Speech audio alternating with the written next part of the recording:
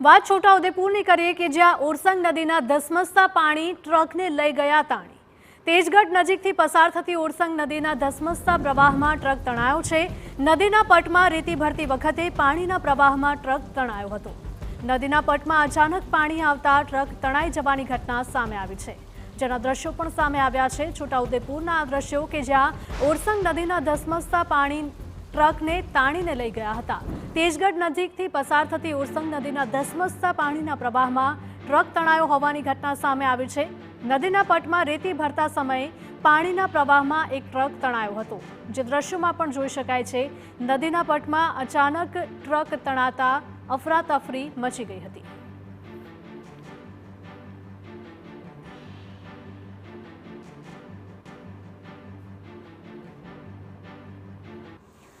તો આ તરફ છોટાઉદેપુર જિલ્લામાં મેઘરાજા મહેરબાન બન્યા છે। છોટાઉદેપુર જિલ્લાની જીવાદોરી સમાન ઓરસંગ નદી બે કાંઠે વહી રહી છે। સિઝનના પહેલા વરસાદમાં જ ઓરસંગ નદીમાં નવા નીરનો ધસમસતો પ્રવાહ વહી રહ્યો છે। થોડા સમય પહેલા સૂકી પડેલી આ નદીમાં હવે નવા નીર ઉછાળા મારી રહ્યા છે। ઓરસંગ નદી પર આવેલા ચેકડેમ પણ ઓવરફ્લો થયા છે। ચેકડેમ છલકાતા ખેડૂતોમાં ખુશીનો માહોલ જોવા મળી રહ્યો છે। ત્યારે આસપાસના વિસ્તારના જેટલા પણ ખેડૂતો છે તેમને પિયત માટે પાણી હવે મળી રહેશે।